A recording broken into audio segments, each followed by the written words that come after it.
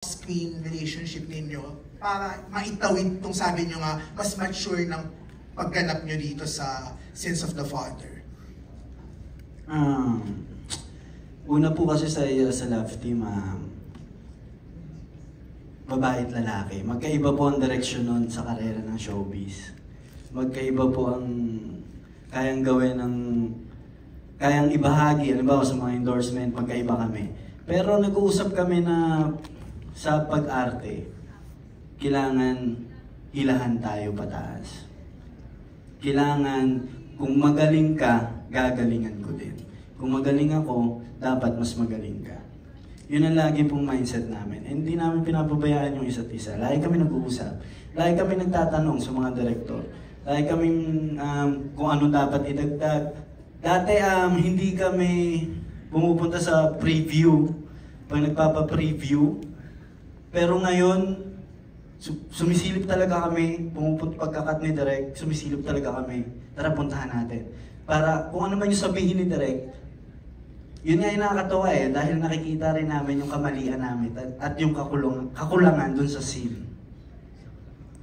Yun ang isang malaking TV ni Direk, nakikita namin yung talagang kakulangan dun sa scene. Ano, malaking TV? Yeah, sobrang, as in parang mga 42-inch kalahati nito. 15, mga gano'n. Parang control center. Malaki siya. Tapos pupuntahan namin doon and makikita na namin dalawa yung kakulangan. Then sasabihin ni Direk sa amin. Tapos maintindihan namin si Direk, oo nga. So doon nag-work, yun yung parang, yun yung maturity na napuntahan namin. Yun yung samahan na ginard namin. Hindi po mahirap ang trabaho ng, mahirap po ang trabaho ng isang love team. And proud ako dahil kumapit kami hanggang ngayon. And ito, gaganap kami sa Sins of the Father na isa sa mga inihintay din naming proyekto. Yes.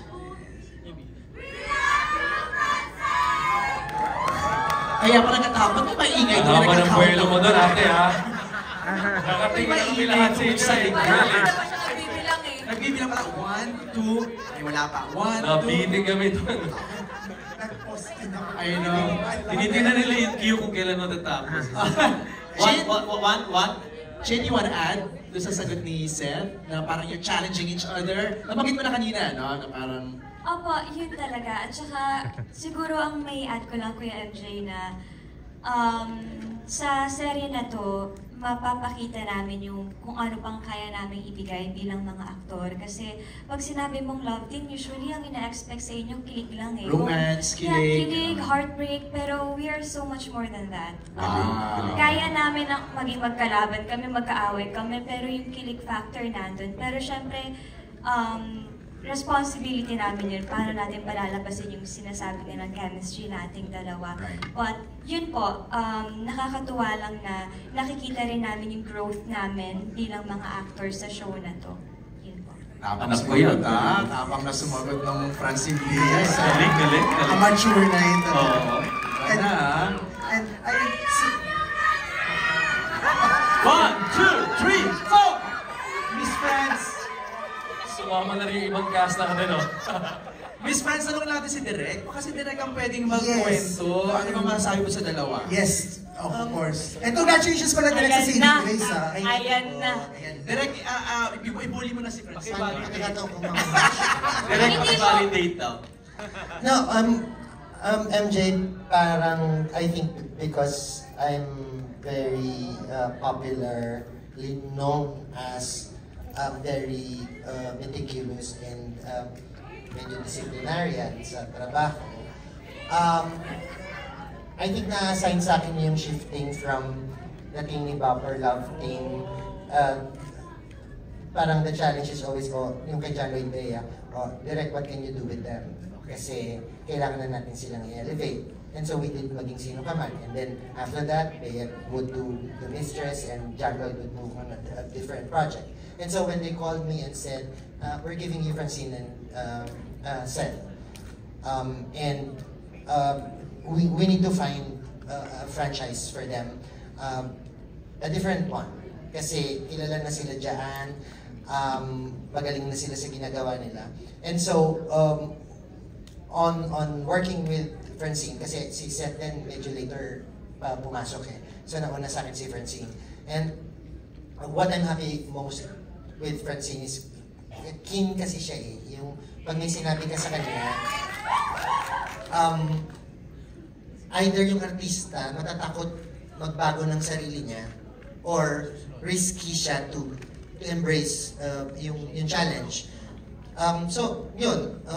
And I try to make it fun for her kasi nung nakita ko na siya, tama nga naman, why do you limit yourselves na nandun kayo? When the talent is bigger, the talent is greater, na parang kaya ninyong gawin yung mas malalaki pang roles. And in the series, napaka-challenging ng role kasi when you look at it, nakita nyo naman sa palabas, di ba? Dumating siya ng tinatanong ni Lotlot, yung character ni Lotlot, sino ka? He's my father. So, at alam natin yung kwento na iniwanan si Gerald nung tatay niya for another woman. And here, dumarating siya sa mundo nila, silang tatlo yung magkakatunggal eh. Francine is caught with the great performance of Lotlot and the intense performance of Gerald. Tapos, nakita nyo dun sa Abangan, napaka-unconventional yung pagkikita nila ni Seth. Siguro the test, ang fortitude niya sa artistry nilang dalawa dito subukin muna sila independently without the comfort of yung dati nilang love team. Tumayo muna kayo bilang character. And I mean, every now and then, tignan mo nga kung mabasya ko ni Francine, di ba? At least sa akin. Kasi she delivers well, even in Seth. Kaya sa amin, pag nagtatrabaho kami, fun lang. I admire them because first time ko rin po silang makatrabaho. Congrats! Congrats, guys. Thank you, Direk. Thank you, Direk. Hindi, totoo yun. Pagmamalaki ko lang po, sobrang nag-mature kami kay Direk FM. Legit yan, Direk. Direk, may singit ko lang. Miss Fran, sorry, may singit ko lang since we're in this topic na no? Ano naman napansin mo kay Shaina? Bilang Marinela yung una. Yes, Marinela. Direk, ever pinag-usapan natin yung Marinela before. Sandali lang naman, dumaan din kami sa Lobo. We also did the Lina. Which is parang, di ba, yung baptism to maturity din.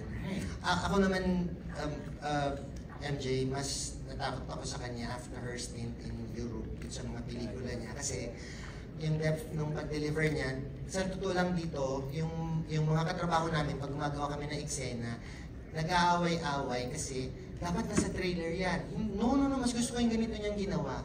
Kasi as a lawyer, I think she also fancies the fact na first time kong gagawin to. So, she's delivering fabulously. So, nag-aaway-away kasi may mga turns siya na intelligent yung character. So, may katarayan pagka hindi niya gusto yung kalaban niyang attorney when she drops her lines. At sabi niya nung isa niyang attorney na character, yung piniplay ni Nico Antonio, sabi niya, nung nagkikwentuhan sila ni Gerald, grabe ka babaeng tao, pero talagang nalalaglag ako sa pinauupuan ko sa talino niya. So, yeah, and we see, when she performs, takot ko lang doon sa blonde hair niya. Grabe, Direk. Hindi po, kung ano man yung pinagdadaanan nila. Nakakatanda man, pero kung ano po yung pinagdadaanan ng Frances, we're actually, tayo lahat, we're actually very fortunate to be working with directors na hindi ka pinapabayaan. Kasi nasa likod sila ng camera, and yet, kami yung nasa harapan. So, kahit anong kakulangan, pagkakamali, hindi naman sila ang mapapansin, hindi ba? So, kung ano man po yung magic na nakikita ninyo on screen, it's actually because of the people who are working with us behind the scenes. Hindi yan dahil lang sa amin or dahil sa kung ano yung kakayanan namin. It's actually a teamwork talaga. So, we are very fortunate to be with people who are very helpful and very generous. Alright. Hey, Miss Franz, meron ka pang question? Yeah, last na lang po. Okay. Kuya Gerald, kasi remember na nung Family Affair Days, nasabi ko sa'yo na favorite character ko si Tope sa lahat na nagawa mo. Nainit sa magdamag. And I think after this, mukhang ito, So my question is, sa kabila ng mga pinagdaanan at pagdadaanan pa ng character mo sa Samuel, what makes you think na he's such a lovable character, na mamahalin namin siya sa gabi-gabi sa prime time? Siguro kasi yung natin, yung kultura ng Pilipino ay makapamilya tayo. I think yun yung pinaka-main na natin. And